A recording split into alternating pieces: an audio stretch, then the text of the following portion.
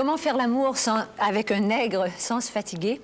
Tel est le titre et on a le ton du roman que vient de publier Dany Laferrière chez VLB Éditeur. C'est une histoire loufoque, abracadabrante et dont le ton d'ailleurs et le vocabulaire surprendront plusieurs. C'est l'histoire de deux Noirs, musulmans de surcroît, qui partagent un minable appartement rue Saint-Denis. L'un est étendu toute la journée sur un canapé à écouter du jazz et considère qu'on doit faire l'amour seulement avec des filles laides parce que ce sont les seules qui sont reconnaissantes. Quant à l'autre, il fait aussi beaucoup l'amour avec des demoiselles, des mises, comme il dit, tout en écrivant un roman. Dany Laferrière, j'avais hâte de vous rencontrer après avoir lu votre livre et malheureusement, je peux vraiment pas en citer beaucoup parce que je peux quand même pas lire ce que vous écrivez. Alors, vous auriez aimé tout lire, là, à la caméra? Non, moi, je ne peux pas le faire. Ah, trop prude, alors? Non, mais enfin, on est à la télévision ici, mais je vais lire un extrait, quand même, qui donne le ton. Alors, on est dans une boîte noire, une boîte de Montréal, où on danse, et les danses africaines, si j'ai bien compris, il y a des boîtes comme ça à Montréal. Alors, la fille avec qui je bavarde, qui est évidemment blanche, depuis quelques minutes, regarde un peu mélancoliquement la piste avant de me demander ce que j'en pense. Rien, sinon que le nègre et la blanche sont complices. Complices, où est le meurtre, dit-elle? Le meurtre du blanc. Sexuellement, le blanc est mort, complètement démoralisé. Regarde un peu sur la piste. Crois-tu qu'il y a un seul blanc capable de soutenir une telle démence? Bon, c'est peut-être la réalité, en fait, la réalité décrite dans ce roman. Ça veut dire que les choses sont tout à fait difficiles, l'époque est dure pour tout le monde, et surtout pour le blanc. Et d'ailleurs, le titre avance plusieurs hypothèses. Est-ce que c'est pour le noir que c'est fatigant de faire l'amour? C'est ça. On peut dire que c'est une jeune fille blanche qui dit « Mais vraiment, comment faire l'amour avec un nègre sans se fatiguer ?» Ce qui est une interrogation assez douloureuse.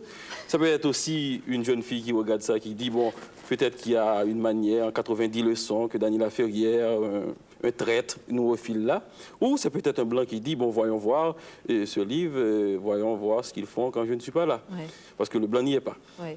Mais au fond, la vie de vos deux Noirs dans cet appartement minable, c'est une vie un peu minable aussi. Et puis toutes ces filles, elles sont toutes paumées. Il y a Miss Suicide, dès qu'elle passe à côté d'une fenêtre, elle peut se lancer par la fenêtre.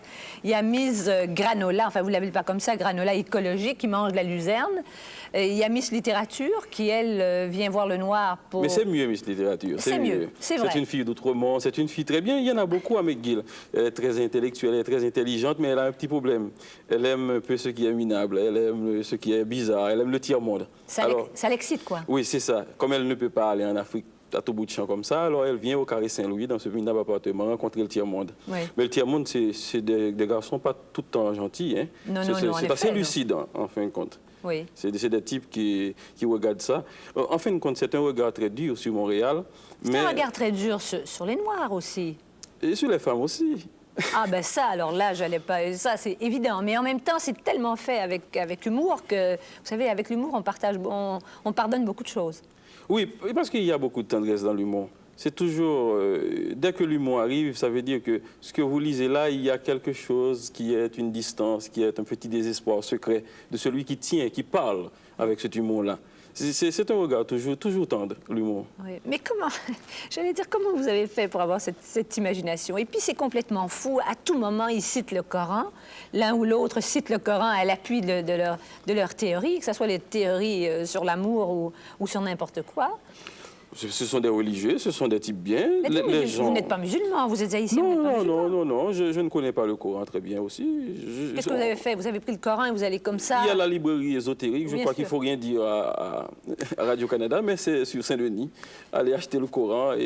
J'allais citer la Bible, mais je me suis dit la Bible est très tôt connue, c'est assez fripé. Et puis j'ai dit le Coran c'est mieux, ça fait plus exotique. Et le Coran il faut dire que c'est assez sévère. Alors pour montrer que ce sont des garçons qui veulent être très purs, parce que ce sont des garçons bien, ils veulent être des saints, mais malheureusement le monde n'est pas. Oui, mais ils cherchent la femme de leur vie aussi. Oui, et puis ça peut être une femme très laide. Mais pourquoi ils vont seulement au lit avec des blanches? Ah, ben d'abord parce que les blanches sont en majorité ici. Et puis aussi, bon, parce que le fantasme, ils ont des hypothèses. Oui, mais c'est quoi le fantasme d'un noir par rapport à une blanche?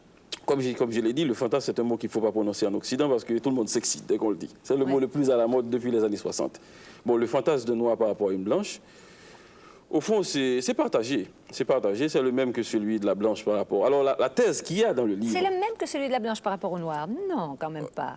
Ah ben attendez, j'attends votre livre, comment faire l'amour avec toujours avec un ex sans se fatiguer. Une femme peut écrire avec le même titre. Oui, oui. Oui, après l'eau bénite, quoi, c'est ça. On reste de toute façon dans le péché, alors. Absolument. Oui. Mais c'est vrai, ça ressemble à votre livre, peut-être plus excité. Plus... Non? Écoutez ça, je vous laisse ce jugement-là. Mais dites-moi, qu'est-ce que c'est pour le noir, la blanche, alors?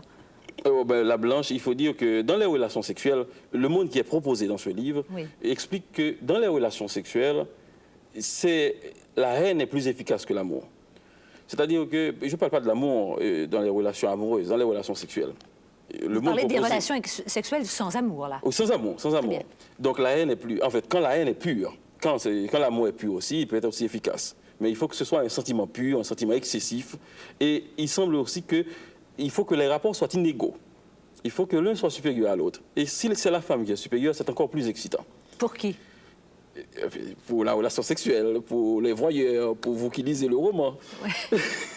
Non, je veux dire que dans ce cas-là, il se passe quelque chose. Par exemple, généralement, la blanche est considérée comme supérieure au noir, mais le blanc est supérieur à la blanche. Donc c'est pourquoi il ne peut rien se passer entre un blanc et une blanche. Mais le nègre ou le noir est considéré comme supérieur à la négresse, donc il ne peut rien se passer entre un noir et une négresse. C'est foutu. Mais au milieu, entre une blanche et un nègre, alors là, il y a toutes les possibilités. Et plus la blanche est instruite, ah, bien sûr. Plus c'est excitant, alors. Ah, bien sûr. Pavessé l'avait dit, c'est ce qui m'avait mis sur le... Pavessé avait dit que quand la femme, César Pavecci, oui, d'accord. Quand la femme est riche, elle est instruite, elle est bien parfumée, il y a quelque chose de... Elle a du pouvoir aussi, il y a quelque chose de beaucoup plus aphrodisiaque même que l'histoire de la traite des Noirs. Vous vouliez choquer ou vous vouliez faire rire? Ça est écrit sous le mode de l'humour et peut-être de la provocation, mais c'est une histoire désespérée au fond. Au fond, l'histoire exacte, c'est l'histoire de deux types qui, parce qu'ils sont considérés, vus, perçus comme des Noirs, n'arrivent pas à échanger avec des gens qui sont au même niveau qu'eux. Vous remarquez que c'est un roman, ce sont des Occidentaux. Il n'y a pas de plaisanterie. C'est-à-dire, ils sont ici, ils connaissent la peinture, la littérature, ils savent tout. Ils n'étalent pas, on voit ça dans les interstices, qu'ils savent tout. Donc, ils devraient rencontrer des gens comme vous, qui écrivent des livres, qui font la télévision, qui connaissent la littérature, des trucs comme ça, mais ils ne les rencontrent pas. Ils ne les rencontrent pas parce qu'ils sont perçus comme musiciens, comme marginaux. Donc, c'est toutes les marginales qui leur tombent dessus parce qu'ils sont perçus ainsi. Alors qu'un noir peut être aussi protestant, il peut être directeur de Molson. Ce n'est pas une publicité pour Molson, mais je veux dire un homme de droite, quoi. Donc, alors, c'est ça. Voilà. Enfin, des noirs de droite. Dany Laferrière, je vous remercie. Je vous en prie.